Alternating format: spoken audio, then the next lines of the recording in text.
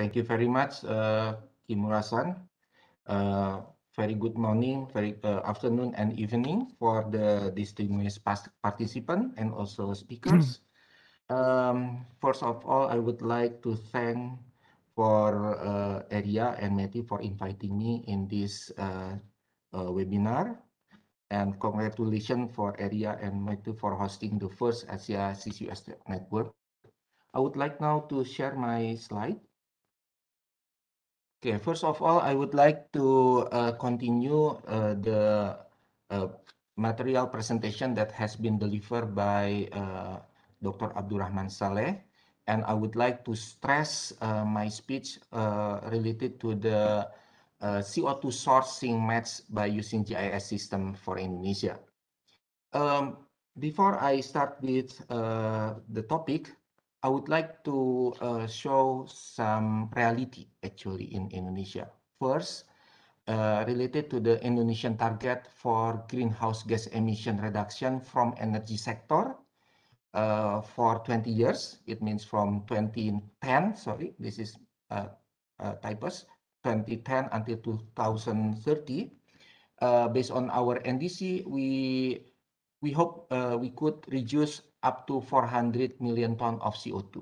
Yeah, and then from several studies that we are conducting right now, we know that Gundi field has a potential to reduce the greenhouse gas emission up to 3 million tons within 10 years. The other field, which is Tangguh, already mentioned by Dr. Saleh, within 10 years, we could inject up to 32 million tons of CO2. And then if we take a look to some field in East Java, in East Java province, including also Gundi, Banyu Urip, Sukawati, and Jambaran Tiung Biru. So the potential for CO2 reduction is about 35 million ton of CO2. And then maybe you are aware that we have a new cooperation with JOGMEC, with Mitsubishi, and also Panca Amara Utama related to the study to manage or to make use CO2 from Banggai ammonia plant in Central Sulawesi. So for 10 years, maybe we could inject up to 10 million ton of CO2. And then currently the government of Indonesia is looking for the alternative of using coal, yeah, by implementing dimethyl ether in South Sumatra, and within 10 years, perhaps we could make use up to 40 million ton of CO2. So based on the above number, actually only within 10 years, we could reduce more than 100 million ton of CO2 by implementing CCUS. So it means it is almost 30% from the total greenhouse gas emission reduction target from energy sector. Maybe in the future we have to think how to make use the CO2 released from the coal-fired power plant, because currently about 35 gigawatt in the total installed capacity in Indonesia, and maybe the potential of CO2 released to the air is about 250 million ton per year. So that's why we are thinking that CCUS can play an important role in Indonesia, since there are a lot of CO2 sources from energy sector, but their location are close enough to the depleted oil and gas reservoir, and also to coal mining. So that's why CO2 AOR, CO2 EGR, or enhanced CBM could be implemented in Indonesia economically. And then the uniqueness of CCUS implementation in Indonesia is as follows. So it makes the environment in the vicinity of energy facility cleaner, because a large portion of the produced greenhouse gas emission is injected underground.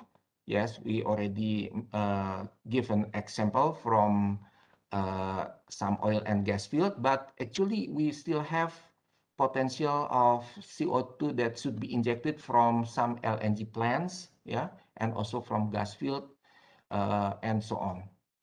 Uh, and then secondly, it gives an opportunity for both the government of Indonesia and the oil and gas companies to receive additional income from incremental hydrocarbon production. So this is a very important point.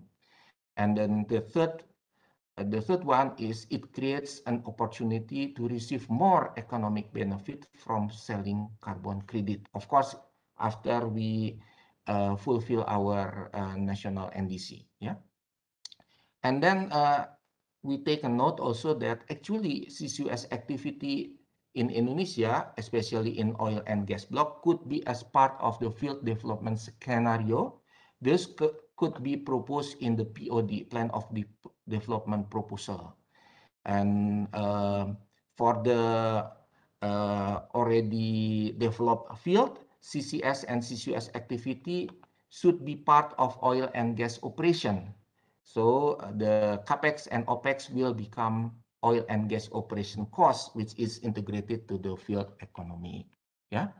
So that's why I would like to share with you how this CCUS will be attractive and could be implemented in Indonesia and give also economic benefit. So maybe we are aware with this conventional one by one CCUS. Yeah, there is one CO2 sources, and then we found one CO2 sink, and then we create or we develop infrastructure, and it create a very large capex. Yeah, so in Indonesia, because we have a lot of CO2 sources and CO2 sink, maybe we could implement a so-called hub clustering regional CO2 management.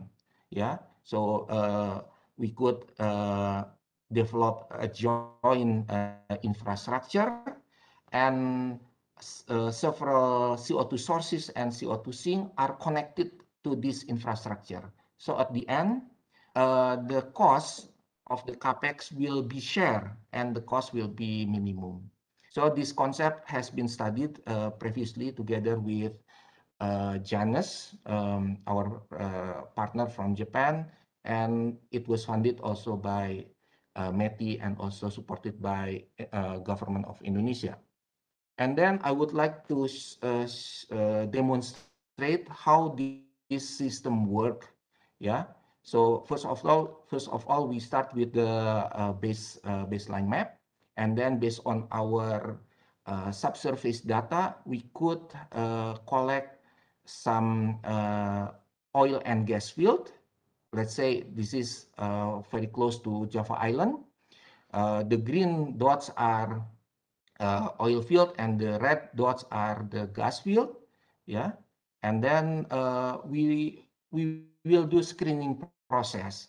There is a special formula in order to determine how to distinguish between the CO2 source with the type number 1 until number 3. So let's say in this area we could find 6 CO2 sources from oil and gas field and 1 from the coal-fired power plant.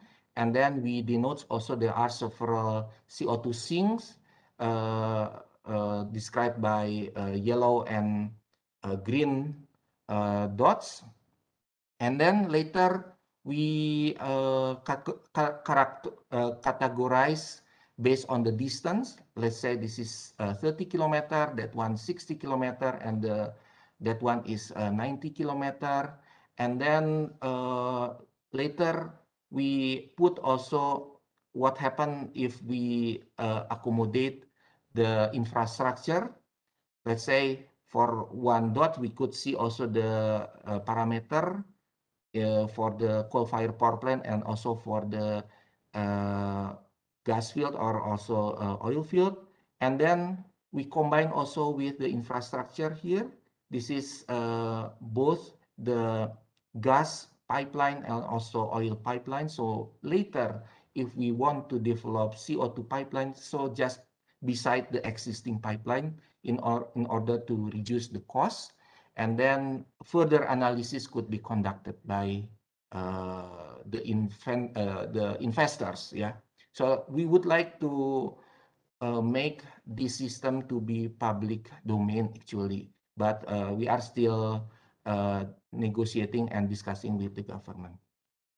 And so at the end, for example, for the East Java example, we could determine 6 biggest CO2 sources, which are from the oil and gas field, and the potential of CO2 to be used is about 10,000 tons per day. And these are the location of the sink, yeah, with the criteria feasible with further study, or technical not favorable, yeah. And then the potential CO2 sink East Java at the end could be written something like this, yeah.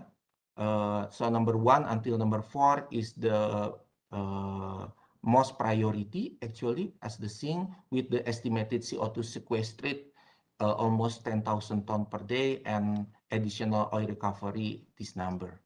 And then if we take a look to South Sumatra, we will have also the same situation, but in this area we include also petrochemical as the CO2 sources, and also from the coal-fired power plant. And another example from East Kalimantan, yeah, you could see also the situation something like this. And then as my last slide, I would like to promote that next month we will conduct international virtual course on CCUS, and the resource person not only from ITB, but also from worldwide. And you are very welcome to join this activity. Okay, thank you very much for your kind attention.